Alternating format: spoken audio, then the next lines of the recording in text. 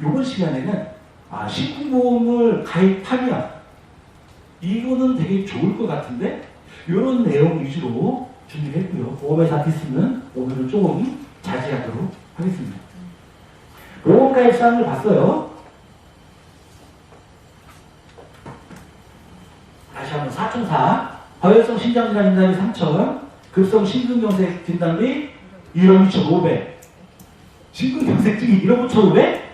다시 봤어. 이거 1억 9,500이야? 1,250이야. 1억 9,500. 산정특례 진단비 2,000, 심근보험은 아직 못 들었어요. 이 보험이 제 거예요. 어떻게 하다 보니까 심근경색만 잔뜩 떨어났어.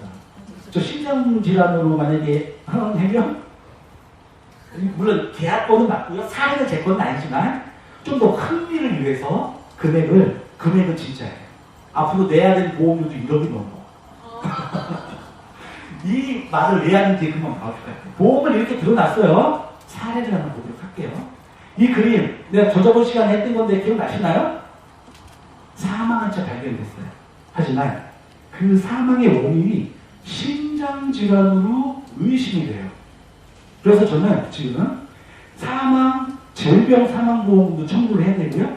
심장 관련 진단비도 청구를 하려고 하고 있는 상태예요. 물론 이분이 심장질환 자체 사망을 한 채 발견됐기 때문에 사망 진단서가 아니고요. 사체 검안서가 되는 거고요. 다 추정으로 진단될 수밖에 없죠. 봤더니 직접사에는 내인성 급사래요. 이의 원인은 급성 심장사. 이러한 급성 심장사의 원인은 과열성 심질환, 가로치고 급성 심근경색증.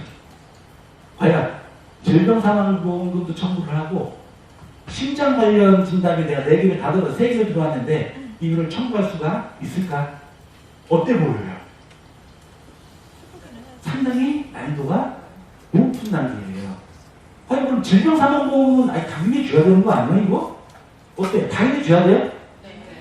그랬으면 좋겠죠. 당연히 줘야 되는 거 아니야? 우리 생명보험은 사망은 질병이나 그 재해하고 그냥 상해나 상관없이 그냥 줘요. 근데 손해보험은 특약은 다 되어 있죠.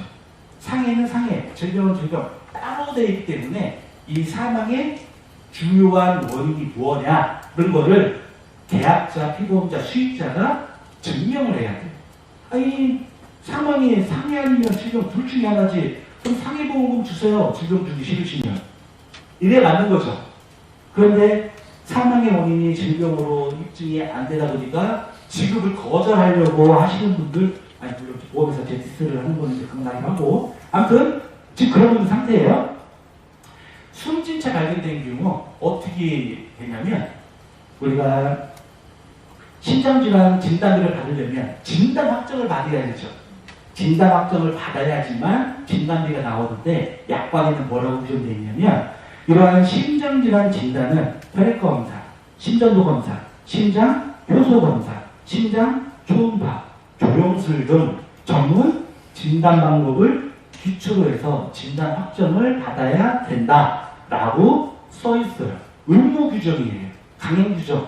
진단 확정을 받을 때는 이와 같은 전문 진단 방법을 기초로 해야지 이와 같은 전문 진단 방법이 아닌 검사로는 진단 확정을 내려도 인정을 안 한다라고 써 있어요. 하지만 피보험자 사망에서 이와 같은 전문 진단 검사 감소 5가지, 6가지 진단 방법을 할 수 없는 경우에는 심장질환으로 치료 또는 진단받고 있었음을 증명할 수 있는 문서 또는 부검상 사인이 심장 관련 질환으로 확정되거나 추정되는 경우에는 진단 확정이 있는 것으로 볼 수 있다.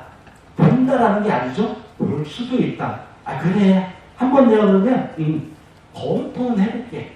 라고 해가지고 임의규정이죠. 이를 우리는 전문 외 진단 방법이라고 하는데 숨진 채 발견됐죠? 그걸 우리는 돌연사 또는 급사라고 하는데 제가 저번에 말씀드렸죠? 돌연사의 대표적인 원인이 뭘까요? 심장질환이라고 말씀을 드렸는데 과연 심장질환이 돌연사의 몇 프로를 차지할까요? 다시 다시 해야겠네. 그죠? 심장질환이 돌연사의 90%가 심장질환이에요. 뇌혈관 또는 기타가 10%예요. 이해하셨죠? 그래서 돌연사를 돌연심장사 또는 심장사 이렇게 얘기를 하는 건데, 그러면 그러한 돌연심장사가 90%인데 이 90%를 차지하는 심장질환의 포지션을 한번 볼게요. 급성 심근경색증이 20-30%, 부정맥 30%, 비후성 심근병증 10에서 15%, 심근염 10에서 15%, 선천성 심장병 7%. 그럼 여기서 심장질환 관련 진단이 사총사 다시 한번 꺼내보면 여기에서 사망한 채 발견됐어요? 그러면 심장질환 진단을 받을 수 있는 확률이 가장 높은 진단 상품은 뭘까요?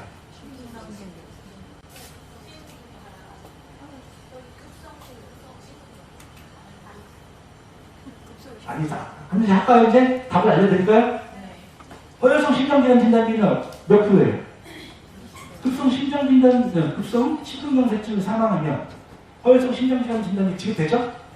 20-30%. 그럼 심근경색증은?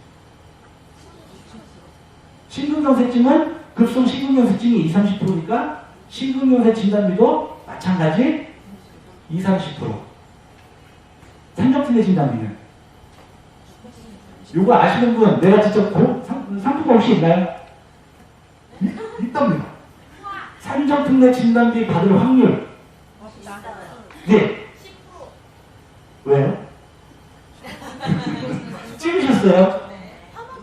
사망은 고에서 이거. 없어요. 없지. 어? 왜요? 사망했어. 사망이. 산정특례 받으려면 살아 있는 수술을 거의 문제는 거의 90% 정답. 제가 이게 저번 달에 산정특례 진단비 할 때 좀 설명을 해드렸어야 되는데 이번 설명을 못 해드렸는데 좀 부연 설명해드리면, 산정특례 진단비 대표적인 산총사 중증질환만 말씀을 드리면 암, 네, 심리적. 암은 산정특례 진단비가 산정특례 대상자로 등록된 때가 아니고요, 진단확정 받는 때예요. 따라서 진단비하고 똑같아요. 따라서 진단비하고 똑같다 보니까 전문 진단 방법 또는 사망했을 경우에 전문의 진단 방법까지 명시가 되어 있어요. 하지만 뇌심은 산정특례 대상자로 등록된 때예요. 그렇기 때문에 사망하기 전에 등록되지 않는 이상 사망을 했을 경우에는 받을 확률은 없어요. 0%. 본부장님 챙겨주세요. 정확히 맞추셨습니다. 저분, 내 성함이 잘. 좋은데? 제가 죽었다고 했는데. 아, 그러셨어요? 못 받는다. 배 선생님으로. 그러면 심쿵부장님 몇 프로일까요? 6대 진단비가 과연 요 5가지 중에 몇 개가 들어가죠? 6대 진단비 부정맥 들어가죠. 그 다음에 비후성 심근병증 들어가요? 심근병증 들어가요. 심근염 들어가요? 들어가요. 합치면 몇 프로? 60%예요. 사망했을 때 고도의 전문 지식이 물론 필요하지만 6대 심쿵진단비를 들어놨다고 하면 허혈성, 심근경색보다 받을 확률이 훨씬 더 높다. 그래서 뇌리치환자가 이제 파악하지 않았나 싶을 정도인데, 심장질환 전체에서 허혈성 심장질환 진단비가 차지하는 비중은 55%대야 6대 심장비는 35%, 급성 심근경색은 5%. 하지만 진단확정 받기 전에 사망을 했을 경우에 허혈성 심근경색은 20%, 그죠? 20-30%, 허혈성 심장질환도 20-30%. 하지만 6대 심장질환은 60%에 가까운 확률이 높아지는 거죠. 요거의 입장에서 봤을 때는 6대 심장질환 진단비가 상당히 좋아요. 저도 하나 좀 드려야 될 것 같아요. 알겠습니다. 그 다음에 두 번째 사례를 볼게요. 이거 이제 금방 끝날게요. 두 번째 사례는 똑같이 가입 금액이 되게 높아요. 제 거예요. 사례는 제 게 아니지만 가입 금액이 제 거라는 거. 정말 안타까운 사례, 정말 안타까운 사례예요. 보면 우리 심근경색증 진단 확정 과정 저번 달에 말씀을 드렸는데 기억이 나실랑가요? 위에서 반복적인 교육이 필요하긴 하지만 심근경색증은 헌혈성 증상이죠. 그렇기 때문에 기본은 흉통으로 시작해요. 그래서 흉통 가슴 아파서 어우 가슴이야 해서 병원에 가면 의사 선생님이 첫 번째 하는 것이 그렇죠. 심전도. 심장의 전류를 측정하는 건데 아까 심장은 퉁퉁 박자에 맞춰서 움직여야 되고요. 그 박자가 전류죠. 이 심전류가 잘 곳곳으로 가느냐 아닌가를 판단하는 게 심전도고요. 심전도는 헌혈성 증상이 나타나면 다 나와요. 협심증, 심근경색증, 심근병증, 심전도 통해서 다 나타나요. 심전도 통해서 심근경색이 의심이 되면 바로 혈액검사를 해요. 혈액검사를 하면 이걸 왜 하냐면 협심증과 심근경색증의 차이점은 뭐죠? 다 막혔냐 안 막혔냐 그것도 있지만 협심증은 막혀서 가슴 통증에 끝나는 거지만 심근경색은 더 나아가서 심장 손상이 있어야 돼요. 심장 손상이라는 것은 우리가 괴사라는 건데 이러한 심장 손상이 있으면 일정한 효소라는 게 나와요. 그 대표적인 게 CKMB와 트로포닌이라는 효소가 나오는데 이게 만약에 혈액검사 받는데 나왔다 그러면 심근경색으로 강력히 의심이 되는 거죠. 이 혈액검사를 끝나고 강력히 의심이 되면 보조적으로 심장 초음파를 하고요. 진단 확정을 위해서 조영술을 시행을 하게끔 되어 있어요. 중요한 것은 이 5가지를 다 해야 하는 것은 아니에요. 하지만 보험회사에서는 다 해야죠. 또한 5가지를 다 했는데 5가지 이상 소율이 다 나와야 되는 것은 아니에요. 보험회사에서는 다 이상 소율이 나와야죠. 물론 얘기했지만 이 5가지 검사를 통해서 의사의 전문적인 지식과 경험을 바탕으로 진단 확정을 내면 이제 그걸로 적하는 거지. 5가지를 다 하고 5가지 이상 소견이 다 있어야 된다라는 것은 아니에요. 그래서 이 환자분 같은 경우에는 이런 검사를 통해서 심내막하 급성 심근경색증 I21 코드를 받았어요. 이게 뭐냐면 ST 분절 비상승 심근경색증이라는 거예요. 혹시 들어보셨어요? 들어보셨죠? 심근경색은 21 이상 그죠? 이분 코드는 I21 심근경색에 들어가야 안 들어가요? 들어가죠. 코드상으로 들어가는데 심근경색은 크게 2가지예요. ST 분절 상승 심근경색증과 ST 분절 비상승 심근경색증 이 2개로 나누는데 일반적인 심근경색은 ST 분절 상승 심근경색증 이거는 되게 심각해. 바로 쓰러지고 응급으로 개통수를 시행을 해야 되는 아주 중요한 질환인데 ST 분절 비상승 심근경색은 멀쩡해. 심근경색인데 우리 저번 시간에 뇌졸중인데 뇌동성 뇌경색 엄청 경미하다. 똑같아. ST 분절 비상승 심근경색증이 어떻게 심근경색증이 이렇게 멀쩡할 수가 있어? 보험회사에서 이게 식욕증이 맞아? 조사를 해봐. 그래서 보험회사에서는 5가지 검사를 해본 결과 약간 심근경색증이 맞는지 한번 저희가 심사를 받아가야겠습니다. 그래서 자문을 시행을 했어요. 보험회사에서 자문을 시행을 했는데 뭐라고 되어 있냐면 좀 학계에서 보면 이분은 보험회사에서 자문을 받은 거예요.